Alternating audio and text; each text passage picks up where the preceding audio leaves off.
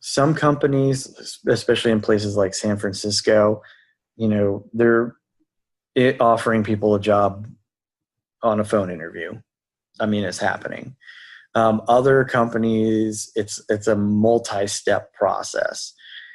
Typically, what you will do should be 2 or 3 steps.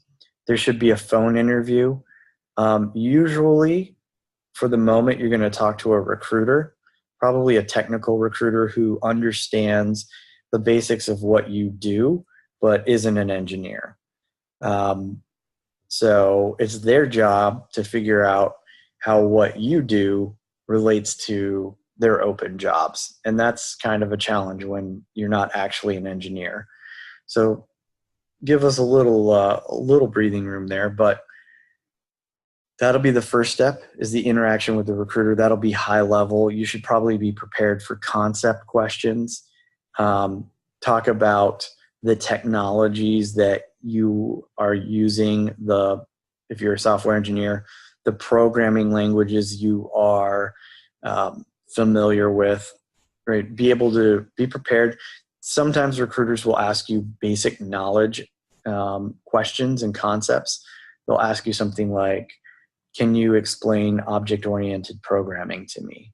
As if I was, a 15-year-old kid or a college freshman studying computer science. Questions like that, they're designed to elicit whether you have a basic understanding of the concepts. They're not really there to decide if you have the skills to do the job. And usually program managers will give those type of questions to recruiters because as recruiters who aren't engineers, that's about the best we can do to determine qualification. Next step will typically be another phone interview, usually a technical phone interview.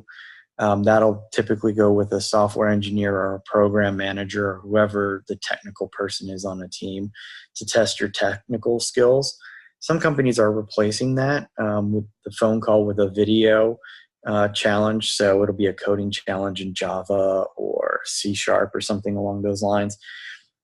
And it'll either be mailed to you via email with a link that you can take the exam, or it'll be part of a series of video interview questions. There will be one, if you're interviewing for a front-end developer position, there'll probably be 1 or 2 coding challenges in JavaScript or HTML or something, fairly simple. But after you get past that stage, however that plays out, will be the in-person interview typically. Most companies are comfortable with video interviews at this point. So if you're in Chicago and the job is, say, in New York, probably won't fly there. So that's something else to get comfortable with is, especially if you're looking at remote jobs or jobs around the country, you're probably never actually going to get flown to that location before you accept a job offer. Just because companies have found it to be very expensive to fly candidates in for an interview. And, while it's probably 80-90% as effective to do the video interview. So just be prepared for that. That's something that's changed over the last couple of years. And then after the in-person interview, companies will make a decision. Now, typically they like to get this done start to finish in less than 30 days.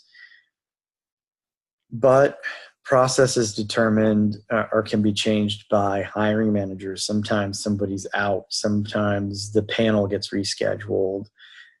There could be a number. This time of year, for example, after we go through the holiday season, hiring will slow down. Hiring managers are out of town. Not everybody is available who needs to be. So it could take longer, but I would plan anywhere from 1 week, probably at the fastest, probably 5 or 6 weeks to get through a company's interview process. 5 to 6 weeks at the longest.